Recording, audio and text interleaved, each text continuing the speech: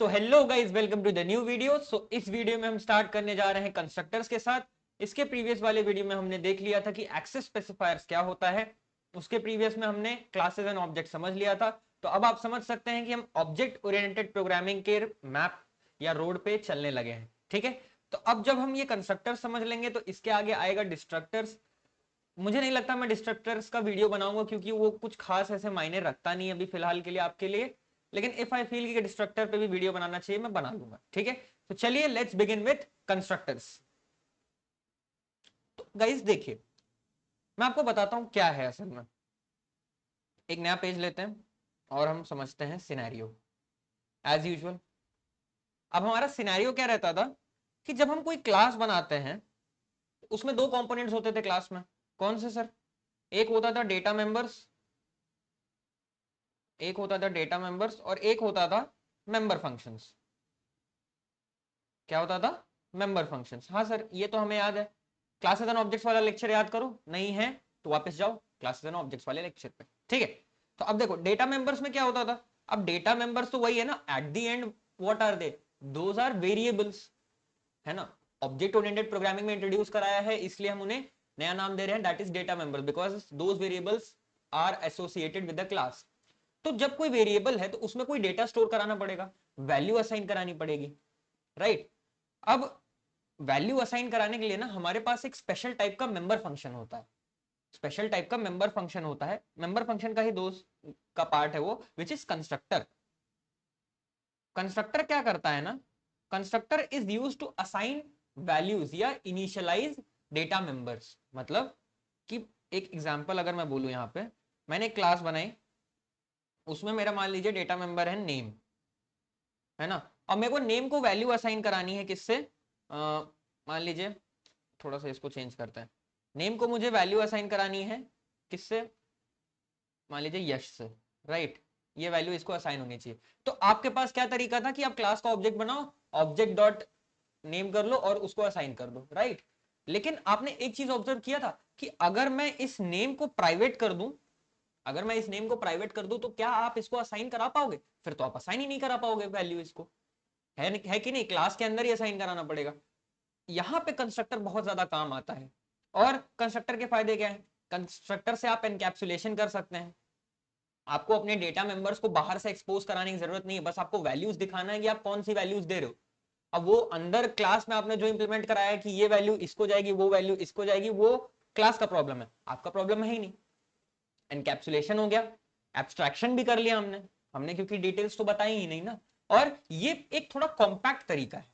क्या है? एक थोड़ा कॉम्पैक्ट तरीका है वैल्यूज असाइन कराने का। ठीक है, तो आई होप आपको कंस्ट्रक्टर समझ आया होगा क्या है। अब देखिए, हम थोड़ा डेफिनेशन पढ़ लेते हैं, कुछ लाइंस लिख के लाया हूं मैं आपके लिए।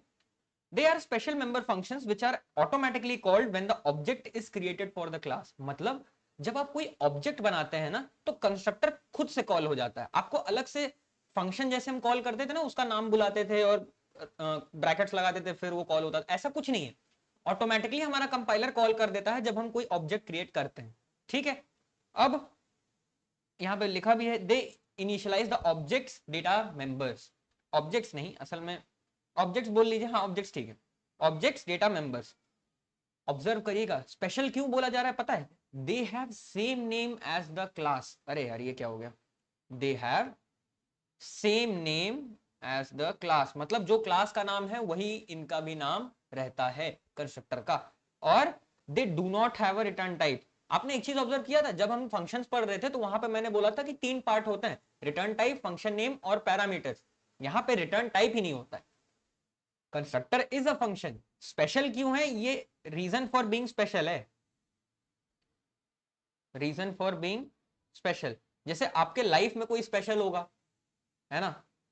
आपके लाइफ में कोई स्पेशल होगा तो उसका एक रीजन होता है या मल्टीपल रीजन होता है।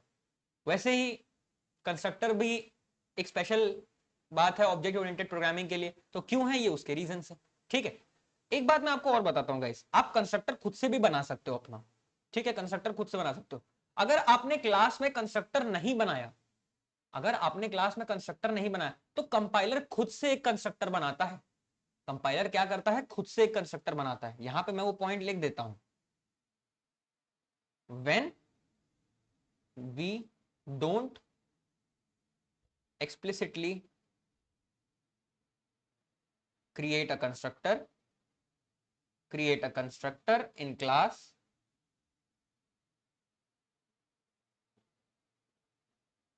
compiler automatically calls it. आप बोलोगे भैया आप इसको एडिटिंग में फास्ट कर सकते थे लेकिन क्यों नहीं किया? क्योंकि मैं चाह रहा हूं कि आपके दिमाग में ये बैठ जाए। बहुत चीजें मैं एडिट करके ना छोटा कर सकता हूँ वीडियो, लेकिन it's of no use to be honest. आपके पास टाइम भी है, रोज एक वीडियो डालता हूँ, 2 वीडियो डालता हूँ, खत्म कर लीजिए फटाफट, नोट्स भी सब मिल ही जाते हैं। Compiler automatically creates it and calls it. अब इसमें बात क्या है पता है?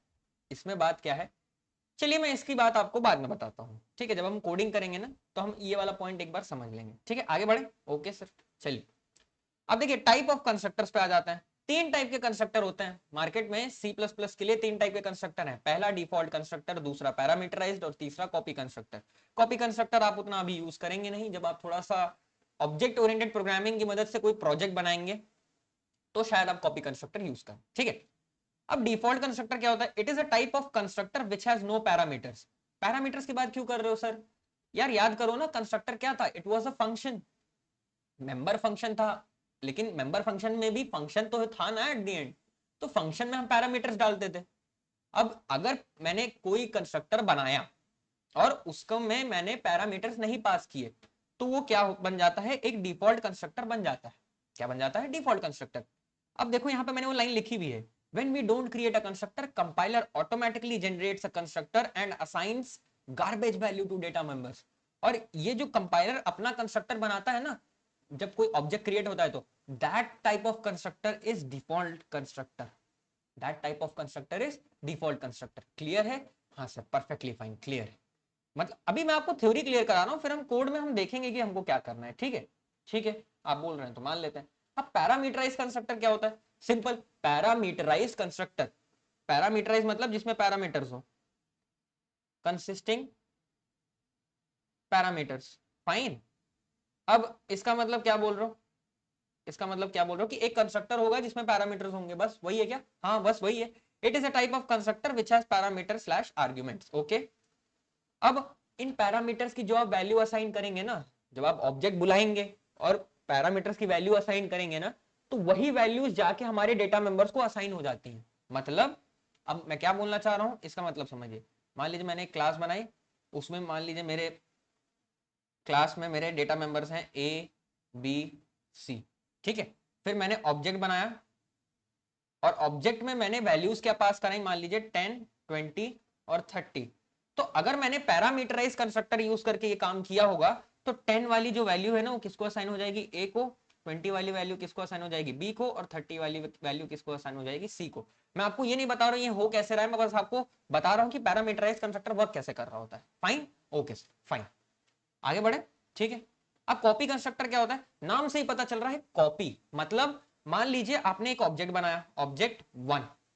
अब ऑब्जेक्ट 1 में आपने कुछ वैल्यूज लगाई होंगी, है ना? मान लीजिए 10, 20 लगाई है for data members assume A and B। अब आप क्या चाह रहे हैं कि मैं एक ऑब्जेक्ट 2 बनाऊं, मैं ऑब्जेक्ट 2 बनाऊं और सेम वैल्यूज यहां पे भी कॉपी हो जानी चाहिए for same parameters, for same data member same value copy हो जानी चाहिए। तो एक तरीका ये है कि आप फिर से ऑब्जेक्ट 2 का एक नया ऑब्जेक्ट बना लें, या क्या करें, ऑब्जेक्ट 2 को बनाए with the help of object 1। मतलब create with the help of object 1। Object 1, अब जैसे ही आप ये काम करेंगे तो क्या होगा पता है? कॉपी कंस्ट्रक्टर कॉल हो जाएगा। जब आप ऑब्जेक्ट 1 की मदद से ऑब्जेक्ट 2 को बुलाएंगे ना या क्रिएट कराएंगे तो कॉपी कंस्ट्रक्टर कॉल हो जाएगा और A और B के लिए ना for object 2 same value assign हो जाएगी, दैट इज 10 एंड 20। थोड़ा सा फास्ट बोल गया क्या मैं?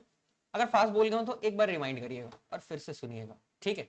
यही चीज मैंने यहां लिखी है। It is a type of constructor which initializes a new object as the copy of existing object. Object 1 here was an existing object and now we are initializing a new object that is object 2 which will be the copy of object 1। copy मतलब क्या होता है यार? Data member same to same वही होते हैं हर object के लिए, वैल्यूज कॉपी हो जाती है। क्या हो जाती है? वैल्यूज कॉपी हो जाती है, ठीक है? Okay, next, it takes only one argument. Copy constructor भी ना, अगर आप बोल सकते हैं कि टाइप ऑफ पैरामीटराइज कंस्ट्रक्टर ही है, लेकिन डिफरेंशिएट कहां पे है, वहां के पैरामीटर्स डिफरेंट है और यहाँ पे पैरामीटर डिफरेंट है। यहाँ एक ही पैरामीटर लेता है विच इज रेफरेंस, क्या है, which is reference to an object of the same class. मतलब मैंने आपको बोला ना, मैंने ऑब्जेक्ट 2 बनाया है फ्रॉम ऑब्जेक्ट 1। अब मैं जिससे बना रहा हूं, मुझे उसका रेफरेंस तो देना पड़ेगा ना कि भाई मैं इसको देख के बना रहा हूं। जब मैं बता ही नहीं रहा हूं कि मैं किसको देख के बना रहा हूं, तो मेरे कंपाइलर को क्या पता चलेगा कि भाई तू किसकी बात कर रहा है। तो मैं बोल रहा हूं कि भाई तू, मैं तेरा ना रेफरेंस पास कर दे रहा हूं। अब रेफरेंस क्या होता है वो हम डिस्कस कर लेंगे। मैं इसका रेफरेंस पास कर दे रहा हूं कंस्ट्रक्टर में, इसी के मदद से तुम ऑब्जेक्ट 2 का भी बना देना। ठीक है, फाइन, ओके, क्लियर है। अब सिंटैक्स अभी हम देख लेंगे। ठीक है, चलिए आ जाते हैं फिर हम कोडिंग वाले पार्ट पे और कोडिंग समझते हैं। आइए, अब रही बात एनिमल की। एनिमल हमने पहले से ही सेटअप कर दिया, आज आपका टाइम बचा रहे हैं। अब मान लीजिए मैंने क्या किया, एक सेकेंड, मैंने पहले तो पब्लिक लगा लिया, या पब्लिक नहीं लगाएंगे, इस बार प्राइवेट लगाएंगे, क्योंकि मैंने आपको बोला ना कि हम प्राइवेट कर सकते हैं। और मैंने यहाँ पे स्ट्रिंग नेम एक डेटा मेंबर क्रिएट कर दिया क्रिएट। क्या मैं इसे एक्सेस कर पाऊंगा? नहीं कर पाऊंगा, है ना। मैंने एनिमल का एक ऑब्जेक्ट बना लिया, दैट इज ए। अब मैं क्या कर रहा हूं, देखिएगा, मुझे क्या बनाना है, एक कंस्ट्रक्टर। पहले क्या था, सेम नेम एज क्लास। क्या रिटर्न टाइप होना चाहिए? क्या मैं यहाँ वॉइड इंट कुछ लिखूं? नहीं सर, आपने बोला था रिटर्न टाइप ही नहीं चाहिए, एनिमल। ठीक है, और यहाँ पे मैंने क्या लगा दिया, नो आर्ग्यूमेंट्स, राइट। और मैं यहाँ पे क्या कर रहा हूँ, नेम इक्वल्स टू, मान लीजिए लायन, या नेम कुछ और रख लीजिए, चलिए एनिमल का नाम यश है। आप भी क्या याद रखेंगे, राइट। ऐसा कुछ मैंने काम कर लिया। ये यहाँ पे एरर दे रहा है मुझे, animal declared is inaccessible. Why it is inaccessible? Because it is not public. ठीक है, तो अब मैंने ये सिनेरियो क्रिएट कर दिया। अब थोड़ा मैं यहां से आपको कोड एक्सप्लेन करता हूं। आज हम सेट करके लाए हैं सब कुछ। अब भैया देखिए, आपने सेटिंग क्या की है वो सब हमें फर्क नहीं पड़ता, आप मतलब बताइए। जब मैंने आपको बोला, जब एनिमल ए कॉल होगा ना, जब ऑब्जेक्ट बनेगा, तो कंपाइलर क्या करेगा ना, यहां से कंस्ट्रक्टर कॉल करेगा, कॉल्स कंस्ट्रक्टर। अब कंस्ट्रक्टर के लिए पहले वो क्लास में जाएगा, और क्लास को स्कैन करना शुरू करेगा। ठीक है, क्लास को स्कैन करना शुरू किया, फिर वो आएगा लाइन नंबर 7 पे, और यहां से वो यहाँ पे चला आएगा, फिर वो ऑब्जर्व करेगा कि मैंने यहाँ पे तो पैरामीटर्स ही नहीं दिए, so this is default constructor, है ना। हाँ भैया ऐसा ही है, हाँ सर डिफॉल्ट कंस्ट्रक्टर बन रहा है। अब फिर वो क्या करेगा, कंस्ट्रक्टर कॉल करेगा, नेम इक्वल्स टू यश। क्या मैं नेम को यहाँ एक्सेस कर सकता हूँ? कर सकता हूँ ना, क्यों? क्योंकि एनिमल, ये जो कंस्ट्रक्टर है animal, this is the part of our class. Class के अंदर तो मैं कितना भी एक्सेस करना चाहूँ अपने प्राइवेट मेंबर को एक्सेस कर ही सकता हूँ, है ना। तो फिर नेम को क्या वैल्यू असाइन हो गई, यश। सिर्फ एनिमल ए कॉल करने से एक फिक्स वैल्यू नेम को असाइन हो गई, अब अगर मैं यहाँ पे क्या करूं, यहाँ पे मैं सी आउट कराऊं ए डॉट नेम, आप मुझे बताइए क्या मैं यहाँ पे नेम को एक्सेस कर सकता हूं? नहीं एक्सेस कर सकते सर, क्योंकि आपने इसको प्राइवेट कर रखा है। तो क्या मैं पब्लिक कर दूं? हाँ सर पब्लिक कर दीजिए, तो आप उसको प्रिंट करा पाएंगे। ठीक है, पब्लिक कर देते हैं और इसको हम रन करते हैं। देखिए क्या वैल्यू असाइन हो रखी है, यश। Fine, perfectly fine. ठीक है, अब अगर मैं क्या करूं, अब मैं एक काम करता हूं, तो आपको ये समझ आया कि ये कंस्ट्रक्टर वर्क कैसे हो रहा है। ऑब्जेक्ट बना, ऑब्जेक्ट के बाद फिर कंस्ट्रक्टर कॉल हुआ, दैट इज एनिमल। ये कैसा कंस्ट्रक्टर था, डिफॉल्ट कंस्ट्रक्टर। तो अंदर गया वो, उसने देखा कि नेम को वैल्यू असाइन है यश, तो उसने डेटा मेंबर नेम को वैल्यू असाइन कर दी यश। फिर बाहर आके मैंने सी आउट करा दिया ए डॉट नेम मैं कर सकता हूं क्योंकि मेरा नेम जो है, name data member, that is public, so I can access it outside the class. जैसे ही मैंने ये काम किया, क्या प्रिंट हो गया, यश। Fine, perfectly fine. ठीक है, अब इन केस मान लीजिए मैं ये लाइन ही हटा देता, तो क्या होता, ये लाइन हटा दी, मतलब कंस्ट्रक्टर मैंने अपने से नहीं बनाया, तो कुछ आउटपुट आया क्या? कुछ आउटपुट नहीं आया। ऐसा क्यों हुआ? आपको याद है मैंने यहाँ पे ये पॉइंट लिखवाया था, ये पॉइंट पढ़िए, व्हेन वी डोंट एक्सप्लिसिटली, या ये वाला पढ़िए, When we don't create a constructor, compiler automatically generates a constructor and assigns garbage value to the data members. मतलब जब एनिमल ए बना ना तो कंस्ट्रक्टर कॉल होता ही है, जब भी जो ऑब्जेक्ट बनता है तो कंस्ट्रक्टर कॉल होता है। तो एनिमल ए जैसे ही बना तो मेरा जो कंपाइलर था वो गया खोजबीन करने, वो खोजने गया कि भाई कहीं कंस्ट्रक्टर है क्या, कहीं कंस्ट्रक्टर है क्या, उसे कंस्ट्रक्टर मिला ही नहीं। तो कंपाइलर ने क्या किया, खुद का एक कंस्ट्रक्टर बना लिया। कंपाइलर ने खुद का एक कंस्ट्रक्टर बना लिया और अपने कंस्ट्रक्टर में वो क्या करता है पता है, जो भी डेटा मेंबर्स हैं उनको वो गार्बेज वैल्यू असाइन कर देता है। अब स्ट्रिंग है, स्ट्रिंग के लिए गार्बेज वैल्यू इज एम्प्टी, तो उसने एम्प्टी असाइन कर दिया, इसीलिए जब मैंने a डॉट नेम किया तो एम्प्टी वैल्यू प्रिंट हो गई। Fine, perfectly fine, okay sir, clear है। यही यही सब तो हम चाहते हैं कि हमको कोई एक्सप्लेन कर दे, हमको समझ ही ना आता, हम है ना समझाने के लिए। क्या हमें ये क्लियर है? अब मैं इसको ऐसे बना लेता हूँ, clear, okay sir, perfectly fine. चलिए अब हम समझते हैं क्या, पैरामीटराइज्ड कंस्ट्रक्टर को। डॉट सीपीपी, क्या मैं यही कोड कॉपी कर लूं? कर लीजिए, कर दिया, आपने बोला हमने कर दिया। अब हम क्या करते हैं, पहले ऑब्जेक्ट बनाएंगे एनिमल ए, ठीक है। अब कंस्ट्रक्टर बनाओ यार। अब मैं यहाँ पे क्या पास कर रहा हूँ, पहले तो डेटा मेंबर बनाओ, कंस्ट्रक्टर है ही उसी लिए, पब्लिक स्ट्रिंग नेम, ठीक है, और मान लीजिए इंट लेग्स। मैंने दो डेटा मेंबर बनाए इसमें, और मैंने एनिमल में क्या पास किया पता है, इंट एन नहीं, स्ट्रिंग एन और इंट एल। और इसमें मैं क्या कर रहा हूँ, नेम को असाइन करा रहा हूँ एन से और लेग्स को असाइन करा रहा हूँ एल से, ठीक है। अब ये देखिए, अब ये यहाँ पे ना मुझे एरर बोल रहा है, no default constructor exist for class animal. क्यों? क्योंकि मैंने पहले से एक पैरामीटराइज कंस्ट्रक्टर बना के रख दिया है, तब वो डिफॉल्ट कंस्ट्रक्टर के लिए बात ही नहीं करेगा। अब जैसे ही मैंने ये किया ना और मेरे को वैल्यूज पास करानी है, मेरे को पैरामीटराइज कंस्ट्रक्टर बनाना है ना, तो मैं यहाँ पे पास करा दे रहा हूँ क्या, यश, और मेरे हैं दो लेग्स। अब देखिए अब क्या होगा, अब देखिए मैं आपको बताता हूँ। जब ये लाइन चलेगी, ये लाइन चलेगी तो कंस्ट्रक्टर कॉल होगा। अब आप एक चीज ऑब्जर्व करिए, मैंने ऑब्जेक्ट के साथ ना दो वैल्यूज पास की हैं, दीज आर व्हाट, पैरामीटर्स। तो हमारा कंपाइलर ना ऐसा कंस्ट्रक्टर खोजेगा जिसमें मैं ऐसे दो पैरामीटर्स पास करा पाऊं। तो अब वो जाएगा कोड में, क्लास में जाएगा और उसको लाइन नंबर 7 पे वो मिल जाएगा। तो वो क्या करेगा, एन की वैल्यू क्या असाइन कर देगा, यश, और एल की वैल्यू क्या असाइन कर देगा, 2। और फिर जब वो अंदर घुसेगा ना तो वो देखेगा कि नेम को मैंने असाइन कराया है एन की वैल्यू से, सो नेम में क्या आ जाएगा, यश आ जाएगा, और लेग्स में क्या आ जाएगा, 2 आ जाएगा। क्या हमें ये बात क्लियर है? हाँ सर, परफेक्टली फाइन, ये तो अच्छे से क्लियर है।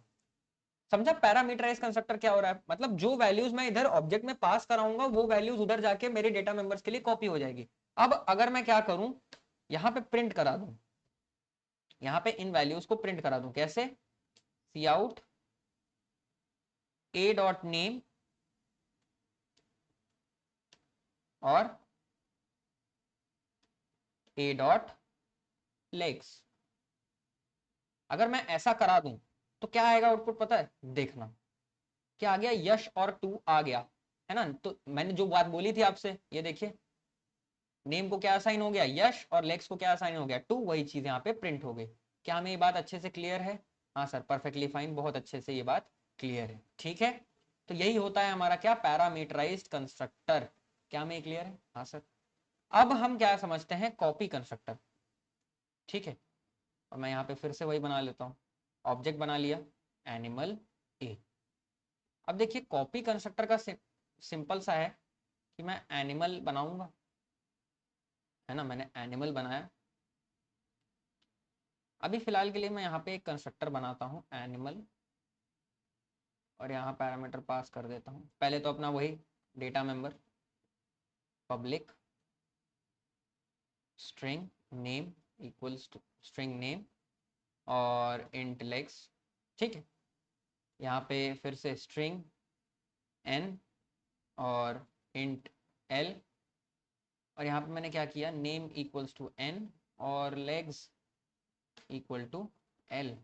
ये तो सर आपने पैरामीटराइज कंस्ट्रक्टर बना दिया, ये तो हमारे कोई काम का नहीं है, हम तो कॉपी कंस्ट्रक्टर पढ़े ना। अरे रुको मेरे महाराज, रुको, यश और इसमें मैंने फिर से 2 पास कराया। अब मैं क्या कर रहा हूँ, यहाँ पे एक कॉपी कंस्ट्रक्टर बना रहा हूँ। यहाँ पे मैं क्या कर रहा हूँ, कॉपी कंस्ट्रक्टर बना रहा हूँ। अब देखिएगा मैं यहाँ करता क्या हूँ, animal const animal and reference of OBJ, और यहाँ पे क्या आएगा, अब देखिएगा देखिएगा मैं कर क्या रहा हूँ, है ना, डरिएगा बिल्कुल नहीं। Name equals to OBJ dot name and legs equal to OBJ dot legs, ठीक है। और अब देखिए मैं क्या करता हूँ, animal B, animal B A, खत्म, एनिमल बी ए। अब मैं आपको बताऊं यहाँ से वर्किंग क्या होगी, यहाँ की वर्किंग आपको मैं दिखाता हूँ। क्या आपको ये दिख रहा है, थोड़ा ज़्यादा ही हो गया है शायद, मैं इसको थोड़ा कम जूम आउट करने का ट्राई करता हूँ। ये जूम आउट ही नहीं होगा, हाँ अब फाइन। देखिए अब क्या होगा, मैं आपको लाइन बाय लाइन यहाँ पे चीजें एक्सप्लेन करता हूँ। जब ये वाली लाइन चलेगी तो क्या होगा, पैरामीटराइज कंस्ट्रक्टर कॉल होगा, हाँ। तो for object A, for object A अगर मैं यहाँ पे लिखूं फॉर ऑब्जेक्ट ए, नेम की वैल्यू क्या होगी, यश होगी सर, नेम की वैल्यू यश होगी, और लेक्स की वैल्यू क्या होगी सर, 2 होगी। ये इस बात से आप एग्री कर जाएंगे, हाँ।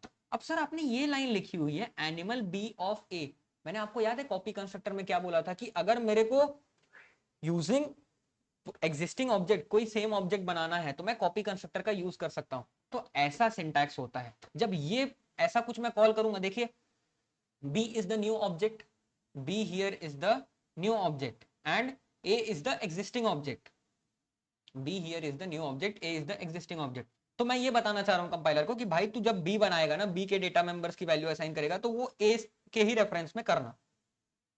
जब ये दिखा तो फिर ये कॉल करेगा कौन से वाले कंस्ट्रक्टर को, कॉपी कंस्ट्रक्टर को। मैंने आपको बोला था ना कॉपी कंस्ट्रक्टर में सिर्फ एक आर्ग्यूमेंट रहता है, सिर्फ एक parameter, which is the reference of old object, जो एग्जिस्ट करता हुआ ऑब्जेक्ट होगा ना उसका रेफरेंस। तो मैंने बोल दिया है कि भाई उसमें एक ऑब्जेक्ट का रेफरेंस पास होगा। तो अब मैं क्या कर रहा हूं, नेम को असाइन करा रहा हूं उस ऑब्जेक्ट के नेम से, उस ऑब्जेक्ट के नेम से, और लेग्स को असाइन करा रहा हूं उस ऑब्जेक्ट के लेग्स की वैल्यू से। तो अब जब animal B of A call होगा ना, तो यहां ओबीजे की जगह क्या आ जाएगा, ए। तो एक्चुअली में कॉल हो रहा है एनिमल ऑफ ए। तो फॉर बी नेम की वैल्यू होगी, नेम की वैल्यू क्या होगी, A dot name which is equal to Yash, A dot name यहां से क्या फेच हो जाएगा, Yash. And for B legs की वैल्यू क्या होगी, A dot legs, A dot legs which is 2, और ये ए क्या है, ओबीजे की वैल्यू है ना। यहाँ पैरामीटर ए पास है ना, तो यहाँ पे भी तो ए पास हो जाएगा ना। This is definition, this is calling, clear है। तो आपने देखा मैंने सेम टू सेम वैसा ही कॉपी करके बना दिया अपना object, created be with the reference of A, clear है, हाँ सर परफेक्टली फाइन। तो ये सिंटैक्स आप अच्छे से याद रख लीजिएगा, ठीक है, क्लियर है। तो अब मैं अगर मैं यहाँ पे सिंटैक्स लिखना चाहूँ, अगर मैं यहाँ पे सिंटैक्स लिखना चाहूँ तो मैं क्या लिख सकता हूँ सिंटैक्स में, अगर मेरे को कॉपी कंस्ट्रक्टर बनाना है तो class name, class name const, const again class name. बोलोगे सर ये कॉन्स्ट क्या है, कॉन्स्ट मतलब कांस्टेंट समझ लीजिए, अभी आप वो समझिए मत क्या चीज है क्या नहीं। और ये होता है रेफरेंस पास कराने के लिए, रेफरेंस पास कराने के लिए एम्परसेंट यूज करते हैं। और यहाँ पे होगा ओल्ड ऑब्जेक्ट, ओल्ड ऑब्जेक्ट जो एग्जिस्ट करता था वो। This is the syntax of copy constructor. क्या हमें ये क्लियर है, हाँ सर परफेक्टली फाइन, बहुत अच्छे से क्लियर हो गया है। तो आपको ये कोड वाला पार्ट भी क्लियर हो गया होगा और कंस्ट्रक्टर भी क्लियर हो गया होगा। बहुत टाइम लेके मैंने कंस्ट्रक्टर समझाया है गाइस, आई गारंटी दैट कि इससे अच्छा कंस्ट्रक्टर शायद ही आपको कोई यूट्यूब पे पढ़ा सकता है, ठीक है। अब कोई फॉरेन यूट्यूबर होंगे या जिनको मेरे से ज्यादा नॉलेज होगा, लेकिन जितना मुझे पता था, मैं जितना एक्सप्लेन कर सकता था सिंपल बनाने के लिए, इससे बेस्ट कुछ नहीं होगा, ठीक है। सो गाइस आई होप आपको ये लेक्चर अच्छे से समझ आया होगा। आपके जो भी डाउट्स हैं, जो भी कंप्लेंट्स हैं, जो भी सजेशंस हैं, do let me know in the comment section. I am always there for you and I surely help you guys, ठीक है। ये नोट्स आपको मिल जाएंगे मेरे टेलीग्राम ग्रुप पे, डिस्क्रिप्शन में लिंक है, आप उस पर क्लिक करके फटाफट ज्वाइन हो सकते हैं। अगर आपको मुझसे कुछ बातें करनी है या कुछ डिस्कशन करना है या कुछ भी करना है तो आप मेरे Instagram, LinkedIn, Twitter, even Telegram पे भी मुझे मैसेज कर सकते हैं, मेरे ग्रुप में टैग करके मुझसे बातें कर सकते हैं और डिस्कशन कर सकते हैं। ठीक है, सो गाइस मिलते हैं नेक्स्ट वीडियो में विद अनदर अमेजिंग टॉपिक और उसे भी बहुत ही आसान बनाते हैं। Till then take care and